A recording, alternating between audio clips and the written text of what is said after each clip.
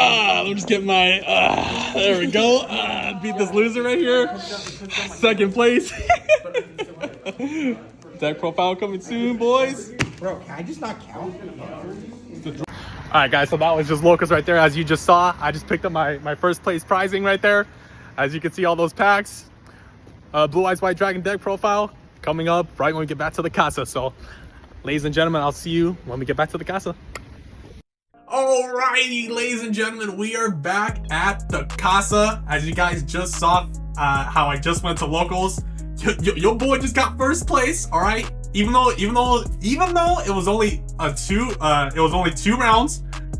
I don't care. The deck still performed exactly the way I wanted it to. Shout outs to all my opponents.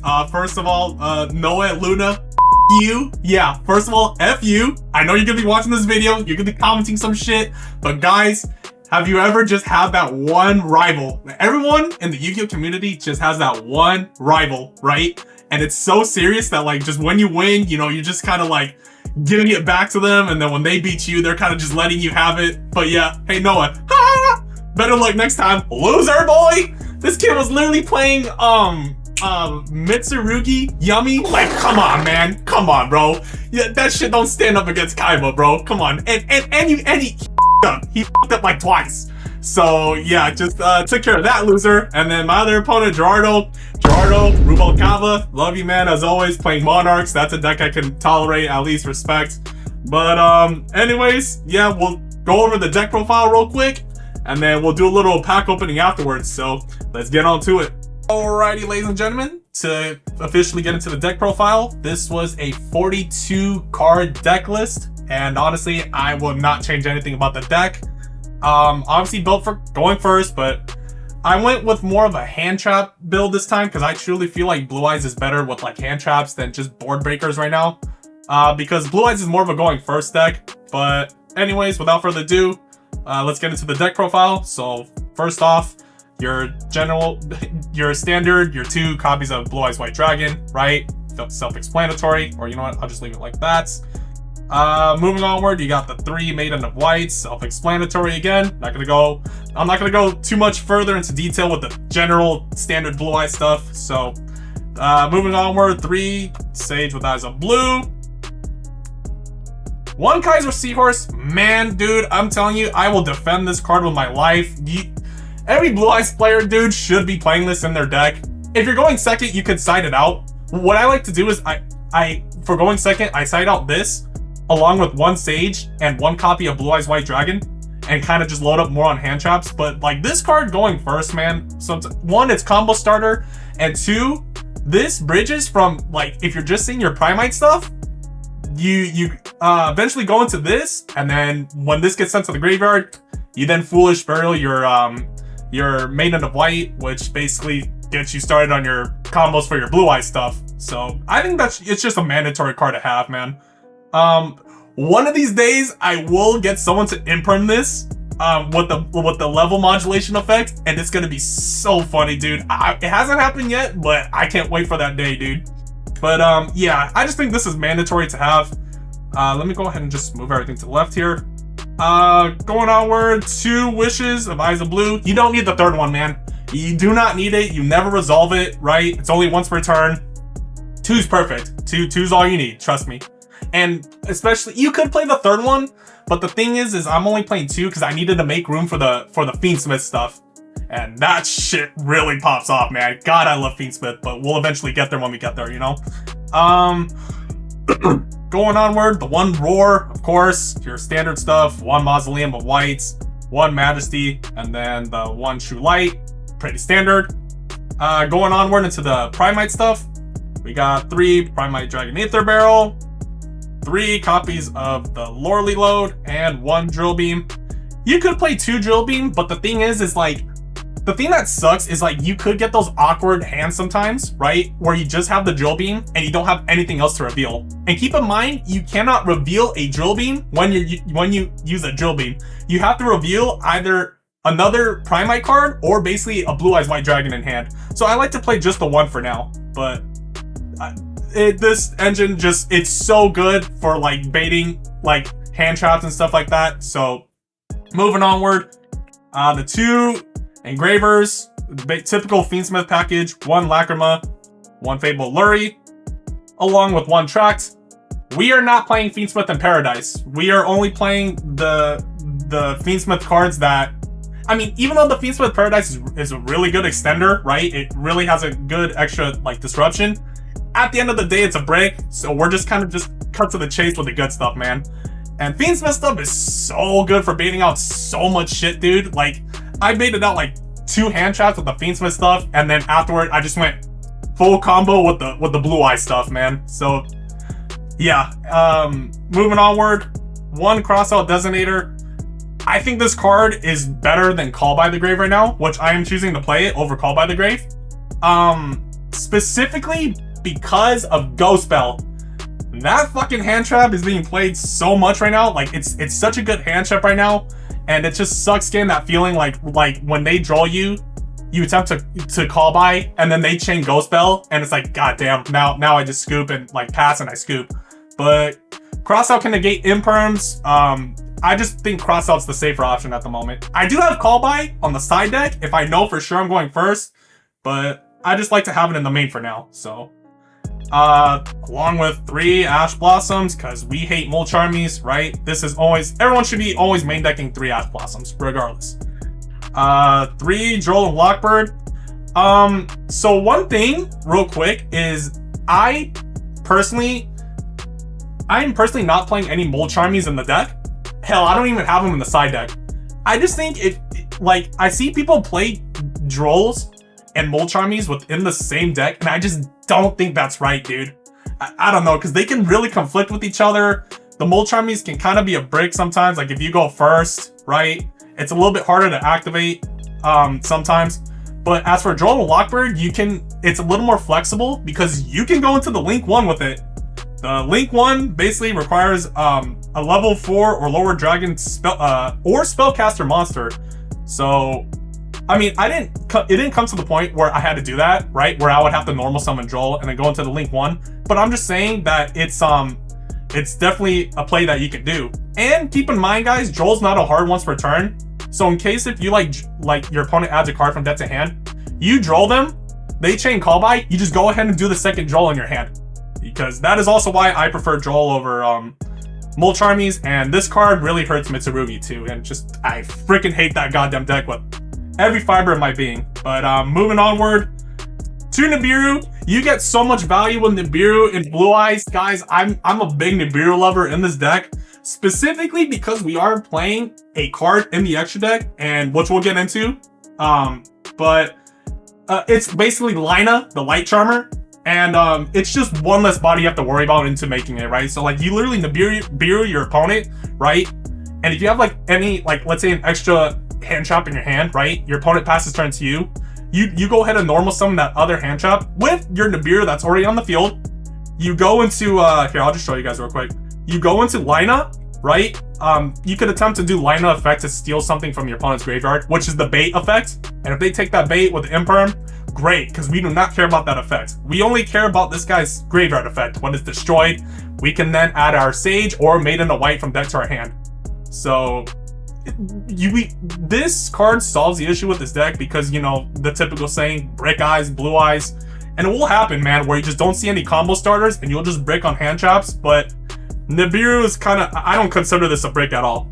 But I just think you get a ton of value with it in this deck. And it didn't come up once where like I had to go into lineup, but I'm just saying I just spit a little bit. But I'm always saying it's always a good backup option to do, you know? You never know if you're gonna just break on hand traps. Along with going what I was saying about Ghost Spell, everybody and their mama is playing Ghost Spell. You just have to. I'm only playing 2 at the moment. Just cause you could bump this up to 3, but I'm just playing it at 2, you know? Along with the 1 Bestial Magnemite, you get a shitload ton of value with this card, man. This card is a hand trap. It is a body, and it is a searcher. So you just, like, I don't understand how Blue Eyes players cannot, like, play this, man. Like, even though, like, it's not really, like people, like, Yummy and stuff like that do have ways to, like, play around Bestial, but it's just like, dude, you just get a shitload of value with this. I will always be playing a Magnemite in my Blue Eyes deck. You will never see me not having this in the main deck. And then the one copy of Effect Veiler, because obviously searchable with Sage. And then finally, to wrap it off, 2 copies of Imperm. Imperm's pretty solid right now, not gonna lie. Kind of stopped a couple of plays with it. So, and not only that, but this is like, it's also good to draw into when you're going second, right? Like if you draw into it as your 6th card, you just go ahead and shotgun it, right? Like if you, this came in clutch one time, when I was going second, right? I drew into it and then going second, and then like I used it on that Mitsurugi monster, the one that's the negate or whatever that monster's name is, or change it to whatever that monster is where I have to discard a card, but it just forces out an interruption, you know. So, but yeah, that is the main deck 42. Let's hop onto the extra deck real quick. Now for the extra deck, we're gonna go ahead and go to Spirit with Eyes of Blue. Always need 2. 1's too little, 3's too much, 2's always the perfect. Shake my camera a little bit. The 1 Hermetic Seals, self-explanatory, don't even have to explain that. Line of the Light Charmer, as I just explained in the main deck. SP Little Knight, just because SP's SP. 2 Spirit Dragons, always have to play 2 of this. You don't just play 1, you have to play 2. 1 Blue-Eyed Spirit Ultimate Dragon, and 1 Lightstorm Dragon. You always have to be playing this in the main deck. Even though, like, let's say there's a locals, right, that you go to, where you haven't summoned this, like, where it came to the point where you didn't have to summon this card once. But it's just, you never know, man. Like, just in case, just always leave it in there. You'll never know when you go up against that back row player, right? Like you go first, right? You end on a Spirit, you pass turn, your opponent attempts to set 4, right? And then he's attempting to pass. Then on their end phase, what you do is you go tag out Spirit, make this, and this could potentially pop up to like 3 cards, right? Depending if you have like your other 2 copies of Blue Eyes White Dragons in the graveyard, because this pops spells and traps up to the number of basically Blue Eyes White Dragons in your graveyard plus 1. So regardless, even if you didn't have a Blue Eyes White Dragon in your graveyard, you're popping 1 regardless. So you gotta have some sort of like back row removal card, like somewhere in the deck. So that's what I like. Tyrant Dragon, self-explanatory. And then for the Fiendsmith stuff, I'm going 1 Requiem, 1 Necrocrypt Princess, 1 Caesar King, and 1 Chaos Angel, man. So for the Fiendsmith stuff, basically, I'm not choosing to play the Sequence or the Desiree. I just think Sequence always gets hit. Desiree, people can kind of play around it a little bit because it's kind of, you're not really going to be negating multiple things at once with that effect. So I'm just trying to cut into the good stuff, right? So Fiendsmith going first, you're obviously making Caesar King, right? Going first. And then when you're forced to go second, you can then go into Chaos Angel with the Fiendsmith stuff, because you can use literally the Engraver and the Lacrima, and you can make this basically, which, I mean, this guy would be unaffected by card effects. I forgot what it did. It banishes, right? When it's on summon. Yeah, target 1 card on the field, banish it. This guy's unaffected. It's a 3500 beat stick. But I think I made this once. I think I did. But even if not, guys, I have this exact deck copy on Master Duel, and I usually get this card off like so many times going second, and it's just got the feeling so good. And my phone is kind of blurry a little bit, but that's okay. I just spit on my phone, ill. But yeah, that's basically sums up the extra deck. Let's just quickly hop into the side deck real quick. All right, guys, for the side deck, I just went through with just the extra copy of the Ghost Bell, just in case for like the Draco Tell matchup or whatever. You could just always side in this 3rd one, right? 1 copy of the Call by the Grave. Always going first, I like to side this in because hand traps are obviously a big thing right now. I chose to side the Dominus Purge, specifically against Draco Tail or Yummy, right? The thing why I don't main deck it is because like it kind of conflicts with the like my Fiendsmith extra deck stuff, and it kind of conflicts with like the whole Ash and the Bestial Magnuma, and I hate trying to rush those effects first, right? I hate trying to like get the Magnuma off first or shotgunning the Ash first, right, before doing this properly from the hand. But if you guys didn't know, Purge is great against Draco Tail because this card negates their back row, because they end up they have to draw the card after whatever back row they have, depending if it's like that spell negate, the monster that bounces the attack position monster back to the hand. So I always like to have this against YuGiOh specifically, but I didn't play YuGiOh today, so I didn't have to go through with it. 3 Lancias just for Malice. You always gotta have something for Malice because you never know. 3 Retaliating Seas for YuGiOh, even though, yes, this hurts our deck too, but this really hurts YuGiOh too, right? But like I said, I didn't play against YuGiOh today, so thank God. And then I finally went with 3 evenly matches. So I just really thought that this card would be good against YuGiOh. But like I said, once again, I didn't play against YuGiOh, but I think it could be good against YuGiOh because I don't think they have a way to negate this, man. Like, because they have that one trap card that negates a spell, so like that can negate my Drill Beam. But I don't know how they're gonna like stop it evenly matched, you know. But regardless of that, I did get this card off a couple times against my Monarch matchup, and it wasn't too bad. But my opponent, like for that game, it would just be like he would only have like 3 cards on the field, right? Like the 2 monsters with the 1 back row, right? And I would just still leave main phase, right? Do this, force him to get rid of 2, and then just continue normal my Blue Eyes stuff, right?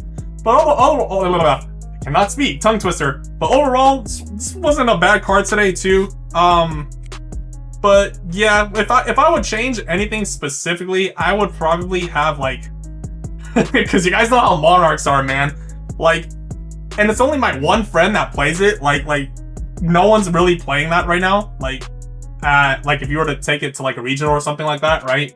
But I would personally have like Raigeki sided in, Lightning Storm sided in, or just stuff like that. But just for like my locals hate. But otherwise, obviously, you know, the side deck could be just honestly whatever you guys want. So it's your personal preference. But anyways, yes, that is going to conclude it for this deck profile. If you guys like videos like these, make sure you guys smash that like button, show your boys some love, subscribe for more content. And besides deck profiles, I am pretty soon going to be starting Master Duel content. So Blue Eyes content and Dino content, just like how we always do on this channel, but for Master Duel. So make sure you guys comment down below if you guys would like to see Master Duel content. But without further ado, that is it. I will see you beautiful people in the next video. Deuces.